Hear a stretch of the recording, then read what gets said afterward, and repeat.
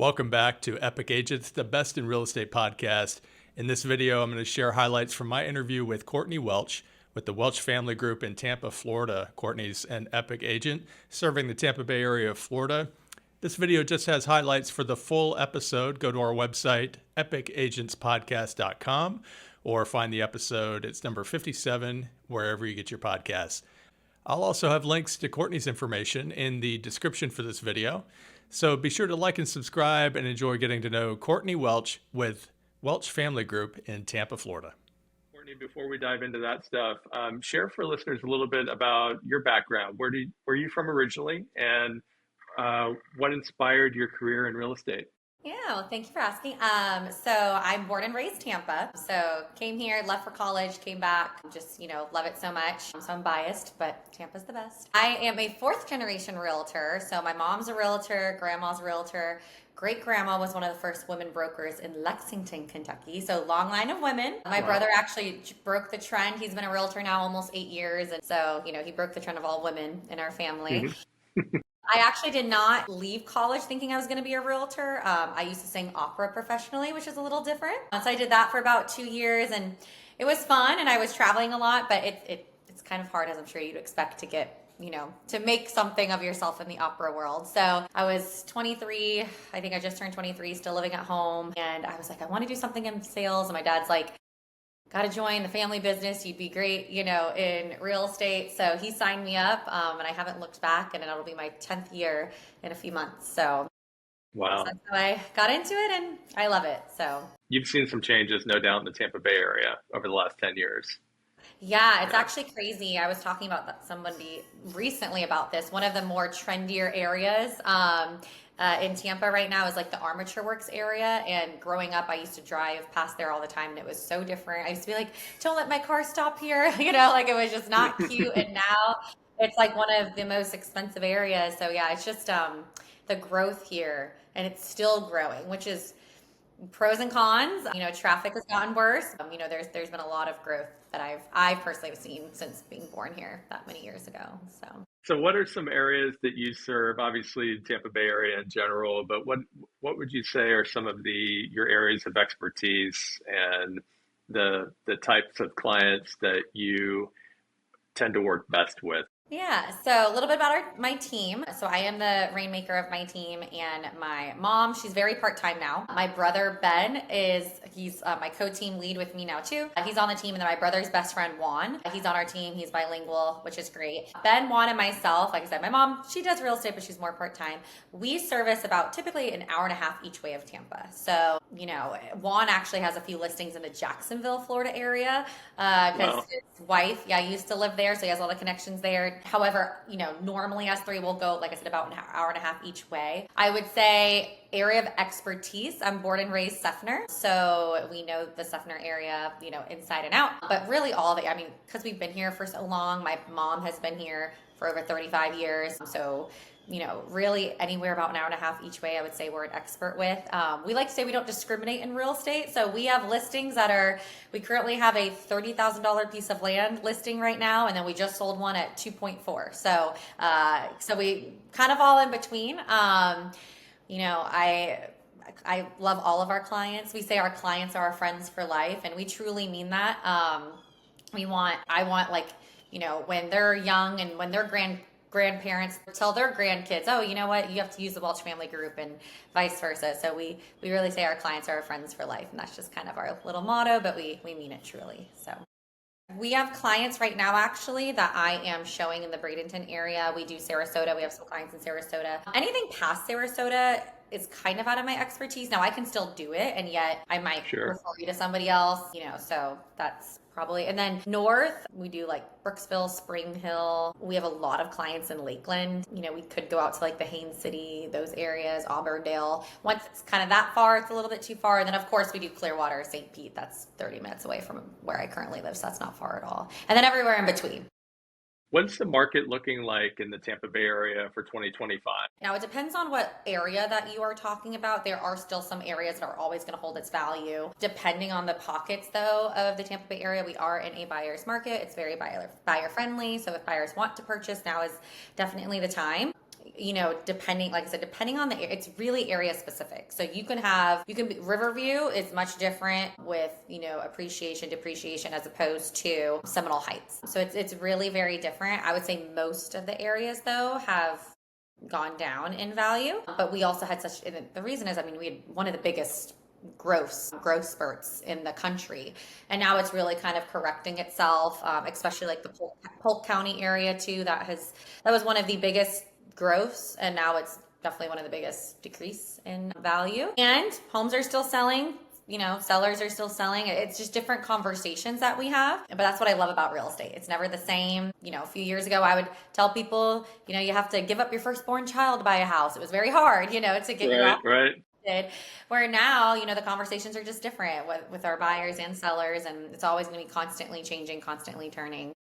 But typically, Tampa Bay normally has about 8% appreciation each year. So we'll see how this pans out this year once the numbers come in. People are still moving to Florida. Obviously, there are just some things that the Tampa Bay and the Gulf Coast of Florida offers that you just can't get anywhere else. So, yeah, this has regardless, been our best year so far.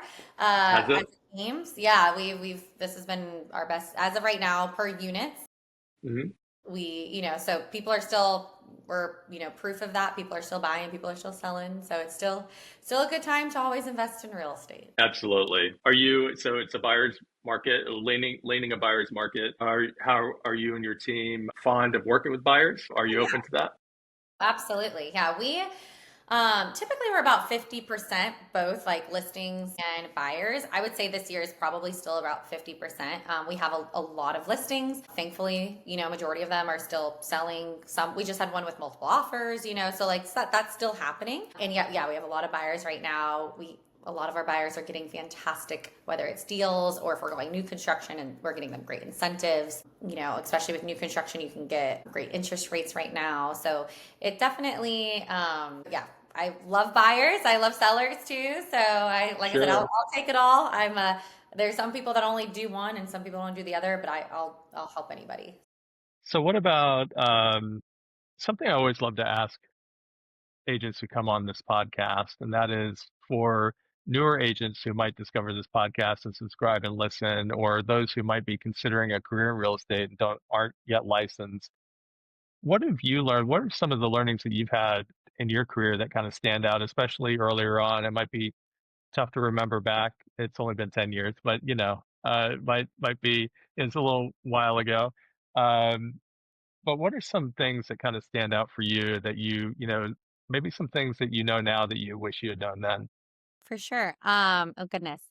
I could think a lot. The two that just came to mind, number one is never compare yourself. Comparison is a thief of joy, but that is so true. I think when you start comparing yourself to other people, all that's just going to do is just get you in a negative mindset. Mindset in this career is everything. I have not always been the best with that. And I think I am in such a better mindset. You could talk to my coach and she's like, you are in such a better mindset now than you were when you were younger. So yeah, just don't compare yourself. There's plenty of real estate around for everybody. So you're doing great. I would say my second thing is, it's my joke, but it's so true. Never let your client make you cry in a shower. Backstory to that. I had a client that I was younger. It was one of my first, millionaire plus client. And when you're young and that's like your first, luxury client, you get so excited. And I feel like sometimes, you can let them push you around and, you should not do that. They were so mean to me. They were commenting on my appearance, commenting on my work ethic, just commenting on everything. And I should have fired them, and it's okay to fire clients. And I was one day, so stressed out crying in my shower, and I'm like, why am I letting these people make me cry in a shower, when this is not okay. So, now I know my worth. I know, that I'm a great realtor and I want to work with you, but I don't have to work with you. And if you're not going to treat me with respect, then I don't need to work with you and we can part ways and you can go find somebody else. So that's one of my biggest things. I tell new agents that all the time, especially, like I said, especially when it's your first luxury client, or if you are a younger agent. That was like a really big struggle for me, thinking, oh, they might think I'm too young. I wanted to feel older. Now I feel like I'm old. I'm like, oh, I wish I felt young, so but yeah, just don't let people make you cry in the shower. It's not worth it. And it's okay to fire people. It's actually really empowering to say, hey, I don't, this is not working out. I can refer you to somebody else. We tell our clients all the time, even with like sellers and stuff, we say, we want to list your house. We don't have to list your house. Like there's a difference. And we want to work with you if you want to work with us. And as long as there's a mutual respect, then it'll be okay. So I would say those are the two biggest things, especially when I was newer. Comparison, don't cry from clients.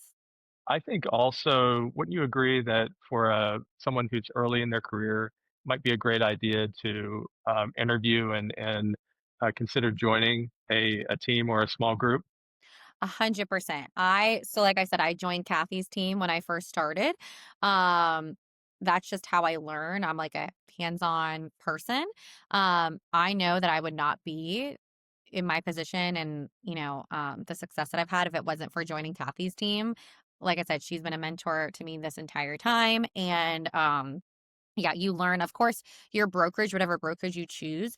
Keller Williams, we have a fantastic training program, and yet there's so much more that you need to learn and grow from. Not everybody thinks that way. I have some friends that have been super successful that was a solo agent, just did it their entire time and then started a team or stayed solo. Me personally, I solely truly agree that you should join a team. That's just how I did it and that's been my success. But I do think it works. Everybody's different. Um, it's to me, it's just the extra training that was crucial to me. Now, every team is different though. So there's some teams that they will feed you leads. Kathy didn't necessarily do that. We already had, like she sometimes did. And yet my mom and myself, we already had a big sphere of influence. We know a lot of people were born and raised in the area. So for us, it was more just the support. She has at the time she had a assistant, and it was just that extra support. A lot of times though, people will join teams so then they can get leads and the support. So it really just depends. It's depending on what you're looking for. And that's why I always recommend to newer agents interview multiple teams, because depending on what you're looking for and your needs might be different in each team and what they offer and they'll give you. So Courtney, there's no doubt going to be some agents who are listening to this podcast who would love to have a referral partner, especially those who might be in the northern states who are selling homes for clients who plan to move south and enjoy some Florida sunshine. How can those agents learn more about Courtney Welch and the Welch Family Group and connect with you? thank you. Yeah, we would love any referrals, so send them our way if you don't mind. But yeah, no, you can find us on the Welch Family Group. We have a Facebook page, our Google page, and then also Instagram. You can just DM us. I can, I'm sure I can tell you my email. It's just CourtneyWelch@kw.com if you want to email me too. But just our social media pages is the kind of like how you reached out to us, same way. Easy to meet us there. And yeah, we'd be honored to take any and all referrals, and we will keep your clients as a friends for life too. So Courtney, it's already been 30 minutes. I told you it'd fly by. with that, I hope you had fun and would love to have you back on the podcast sometime. Thanks so much, I Courtney. Really did. appreciate it. Yeah, thank you. Thank you for having me. I would love to, and I really appreciate it. All right. Well, I hope you enjoyed getting to know Courtney Welch with Welch Family Group in Tampa, Florida. For the full episode, go to epicagentspodcast.com. You can find links in the description for this video as well. As always, don't forget to like and subscribe to this channel, and I'll see you in the next video.